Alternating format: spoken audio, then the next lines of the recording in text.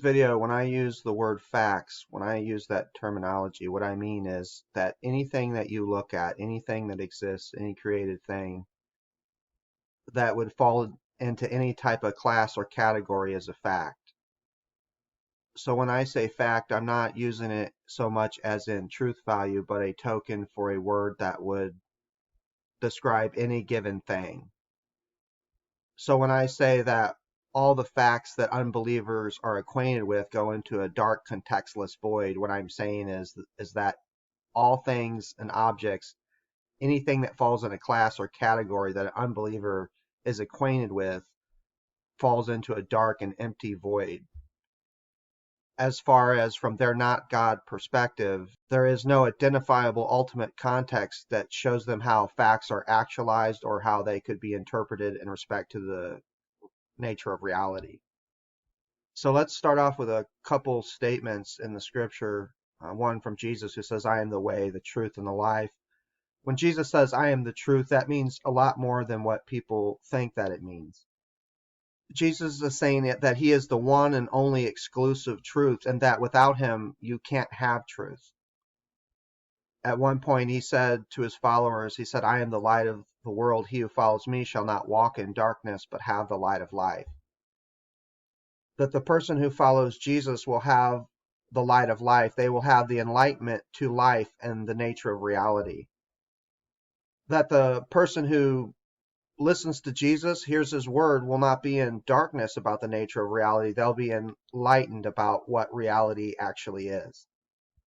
Now, this enlightenment and truth extends to every given fact that you see in our reality around us.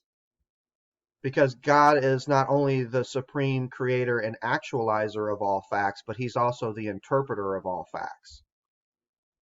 That facts mean something in how God interprets them as the ultimate context in respect to his sovereign will and plan. So we see in the book of John, it says, in the beginning was the Word, and the Word was with God, and the Word was God. He was in the beginning with God, and all things were made through him and for him, and without him nothing was made that was made. This is speaking about all the facts and reality. God has made them. He's the actualizer of them. All things were made through him and for him. So all the facts and reality don't exist independent from Jesus Christ, who is the creator of those facts and ultimately the interpreter of those facts. So the issue with the atheist and unbelieving worldview is they do not have an ultimate context that is revelatory, that has come to them and revealed the nature of reality. At least that's not what they're not accepting Christ in his revelation. And since they're not accepting Christ, who is ultimate, who has come to give revelatory access to what the nature of reality is, they're in darkness. You see this in the scripture where it says, the light has come into the world, but men love darkness rather than light because their deeds were evil. For everyone practicing evil hates the light and does not come to the light, lest their deeds be exposed. So it references Jesus as the light of the world. This is referencing enlightenment, that without Christ, we don't know what truth is. Light is a reference also to truth. That when a light comes into a room, we begin to see clearly what is around us. And so Jesus comes into the world as the light of the world. It says this is the condemnation, that the light has come into the world, and men love darkness rather than light. It says they love darkness rather than light. They love non-truth rather than truth. Jesus, as the light of the world, has come in to reveal certain things about the nature of reality, and they don't like that. So they like darkness rather than light. And it tells us why, because their deeds are evil. That their motivating factor for loving the darkness is because their deeds are evil. And because their deeds are evil, they would rather be in a state of non-truth where there is no light. This is why it's so important to give the gospel and how God has reconciled us perfectly to himself, so there's no reason to run like Adam and Eve off into the garden, that we can come to the throne of grace boldly. See, the scripture says the God of this world has blinded the minds of the unbelieving, that they might not see the light of the gospel, which displays the glory of Christ, who is the image of God. The devil is actively blinding people that they wouldn't see the light, the truth of the gospel, which displays the glory of Christ, who is the image of God. And the devil actively twists and distorts the gospel in such a way that it keeps people running away from God, seeking after darkness rather than light. But let's talk about the consequences of darkness that the unbeliever is now in their rejection of Jesus Christ. The consequences would be that as God, as the ultimate creator and actualizer and interpreter of all the facts in reality, all the created things, he's the interpreter and creator of all those facts. If you don't accept him as the ultimate revelatory context, then you'll be in dark to what the nature of reality is concerning all the facts in reality. And a person will only be left with autonomous reasoning, by which then they will idolatrously conceptualize facts to mean something independent from a context. Sometimes people will think that unbelievers do have facts as far as truth value to the things around them and a proper interpretation, but they can't independent from an ultimate context that would reveal to us what the nature of the facts in reality are. Imagine for a second unbeliever and he's holding an orange. Someone who rejects Christ, and the person says, "Look, I'm holding an orange and this is a fact." What that person is saying is that they have truth value for the eye and the orange. That from their not God worldview and perspective, without an ultimate revelatory context, they believe that they have intelligibility for the I am holding an orange. Now, in the Christian worldview, when a person says I, the God is the ultimate context that interprets that fact to say that people are created in the image of God. So the subject I is not divorced from an ultimate context that would interpret the fact. In the Christian worldview, Christians would interpret people as being created in the image of God. Unbelievers don't interpret that fact in that way. But their problem is they don't have any ultimate context to be able to interpret facts. They go off into a dark void. So when the unbeliever says, "I am holding an orange," the I has to be interpreted in respect to an ultimate context, which God as the ultimate context interprets that person as being created in the image of God. And when the person says, "I am holding an orange," and believes that they have truth value for that orange independent from God as the ultimate context, they are now interpreting orange in a different way than a Christian would, because a Christian would interpret an orange as a God-created fact. That an orange has ultimately been actualized by God, and God ultimately interprets an orange to mean something in respect to his sovereign will and plan. So unbelievers do not interpret an orange as a God-created fact, so they already have an alternative interpretation to the orange. The problem with their system is, from a contextless system, there's no interpretation that can be provided without any canvas to ultimately place the fact. See, if I just turned on the TV and I said to somebody on the phone, "Look, I just turned on the TV and I saw an entire continent get wiped out by a meteorite." Without a context, a person can begin to interpret those facts in many different ways, beginning to wonder how many people were killed, what side of the planet it happened on, how will the survivors recover.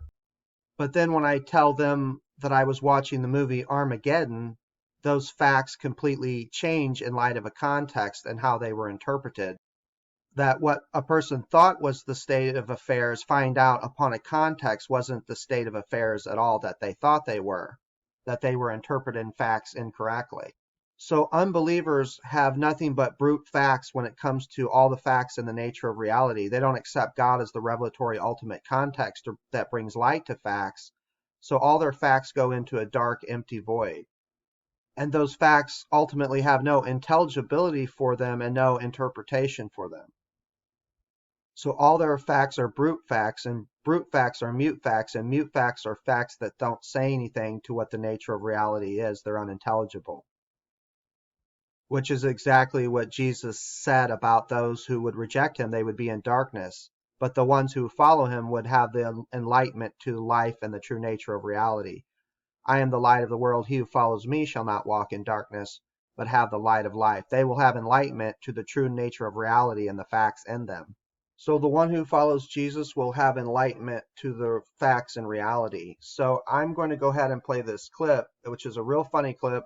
It's a very short one. And it will demonstrate how unbelievers idolatrously conceptualize facts and reality.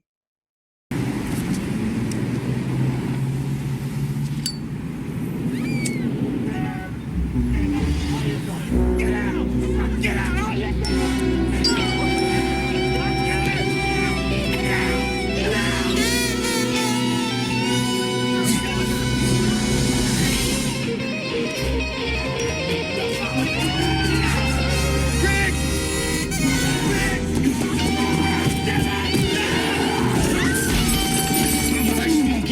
How do you like that, huh? What are you doing with a rubber gun? Marty, no! What? This is a film. We're not. God! Useless lunatic! Can we get off This isn't part of the story. Can we get a car? Where did you come from? Again, by the way! Jesus! Who are you? Brienne, I'm so sorry. I feel like a microbe right now. You really thought that I was in trouble, though? Well, I did. Okay, you can see in this scene the Mel Gibson character, he's across the street and he believes he's seeing a crime in progress. He runs across the street and he dives on this person. But when he gets a closer inspection about the facts upon a context, he finds out that this isn't a real victim. This isn't a real person that's robbing this lady. This isn't a real gun that this person was even holding. See, this is the predicament of the unbeliever without an ultimate revelatory context. They will interpret facts independent from a context idolatrously, and in doing so, they won't have a proper interpretation for those facts. See, from one perspective, he thought he was seeing a victim, there was a criminal, there was a gun. He was so convinced that he had an interpretation and intelligibility for those facts that he ran across the street with all his might, dove off a car, and landed on a person. But upon closer inspection, upon a context, he finds out that the facts that he thought were facts weren't facts at all. So when we're talking about the ultimate nature of reality, we need an ultimate context that's going to interpret all the facts around us. And if there's no ultimate revelatory context, then we can't have enlightenment or light or interpretation or truth value to the facts that we see. This is how Jesus Christ makes himself a necessity for truth for any given thing that he has created as the ultimate revelatory context that would give light, interpretation, and truth value for facts. I am the light of the world. He who follows me shall not walk in darkness, but have the light of life. That the one who follows Jesus will have the enlightenment to the facts and reality, what they mean in respect to an ultimate revelatory context. And that's what I meant at the beginning when I said that Jesus, when he said, I am the way, the truth, and the life, when he said, I am the truth, it means a lot more than what people think it means, because he is a necessity not only for the actualizer of all facts, but the interpreter of those facts. That for facts to be interpreted properly, God is a necessity as an ultimate revelatory context, that without him we would be in darkness. You can see how embarrassed Riggs was in his misinterpreting of facts. This is how unbelievers will be on the day of judgment after a lifelong of idolatrously conceptualizing facts independent from an ultimate context. Sometimes I use the movie Matrix as an example. But if you're familiar with the movie, in the movie, people thought they knew what the nature of reality is. They thought they worked in high rises, had families, ate steak. But as the movie goes on, we find out that those people weren't actually living in high rises or working at jobs or having families and eating steak.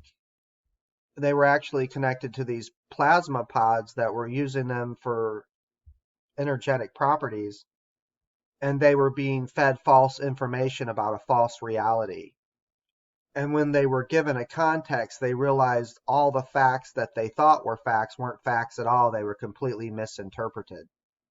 So in the movie Matrix, people thought they knew the nature of reality, but upon a context that's revealed, we see that the facts they were acquainted with weren't facts at all.